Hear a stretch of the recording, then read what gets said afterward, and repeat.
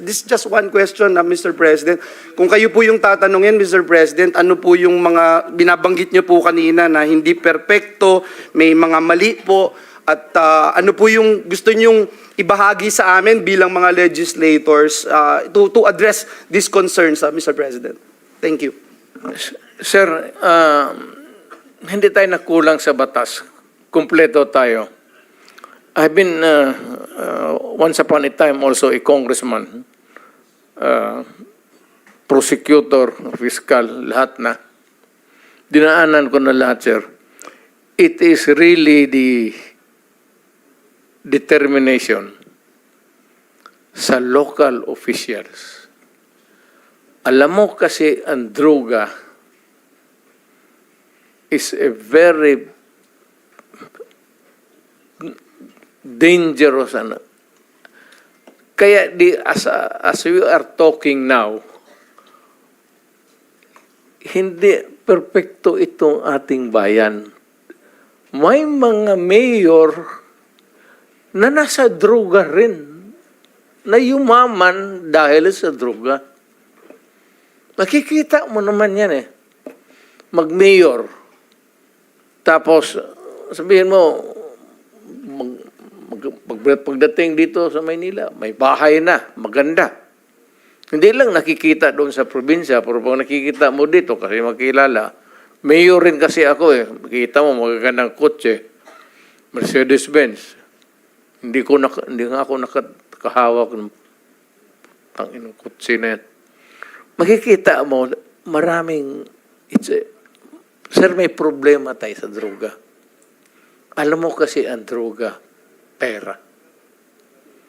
Madali, kaya pumasok lahat, pati pulis.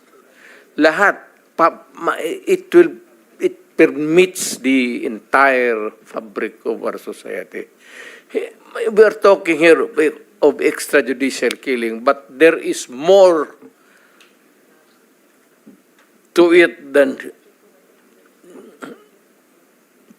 you look beyond. Kasi it's not really in the killing. Madali yan, sir. Madaling isulbad. Only, sabihin lang ng presidente na sa mayor. Kako, mayor, lahat kayo, tawagin mo mayor. Ginawa ko yan. Tawagin ko, tapos mag-isang order. Tawagin ko sa Malacanang noon. Kinulong ko. Tapos magsabi ako, ganito ang gusto ko. Kaya, pero ito ngayon, sir, maraming mayor na pumapasok sa droga. Kasi nga, pera. Kailangan nila ng pera para maganda yung buhay, para sa kanya, pati mga anak, pati looking forward to fund the next election to stay in power. Ganon ang kultura ng Pilipinas. Hindi lahat. Maraming mayor na matitino. Pero marami dyan pumapasok sa droga or they are on the take for the money. Kaya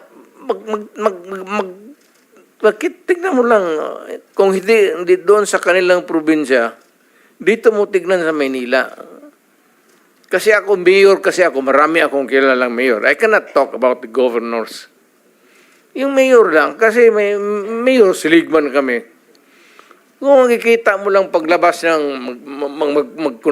patatawag kami sa Malacanang, paglabasan niyan, tinitignan ko lang yung mga kotse lang nila. Mercedes-Benz, gano'n. Hindi naman ako nagmiliit, pero ako, sorry, Joseph. Thank you, Mr. President. Mr. President, yung binanggit niyo po, no, hindi ho perpekto, may mali, at ang unang pumapasok sa isip niyo na mali ay yung binanggit niyo po, determination from the LGU side, Mr. President. Yes. And when you say determination from the LGU side, sila po ba kasama ho dito yung implementasyon ng nais niyong polisiya para durugin yung pong at i-address at linisin yung mga drug syndicates, Mr. President? Sir, depende po sa karakter ng mayor. Kasi may mga mayor na, yung complacent, tapos ayaw ng always looking forward to re-election, ayaw ng gulo, ayaw na magkakaroon ng problema. So, itong mayor na kung gusto niya talaga mawala yung droga, ako noon, nung na-mayor ako, I was not looking toward a re-election. Wala sa isip ko yun. Ayan sila, si Bato. Nung nag-mayor ako, sabi ko, hindi ako interesado na ma-re-elected. Putang ina, magtrabaho tayong lahat. Ito ang gusto ko. Pati kayo mga pulis, putang, papatayin ko kayo litsi. Huwag ninyo akong... Kasi pagka-mayor ka na, magpa-ano-ano ka lang, pa-lutay-lutay ka lang, wala mangyari sa Pilipinas, maniwala ka. Lalo na yung mga mayors na pumapasok sa droga, yan ang dapat unahin patayin.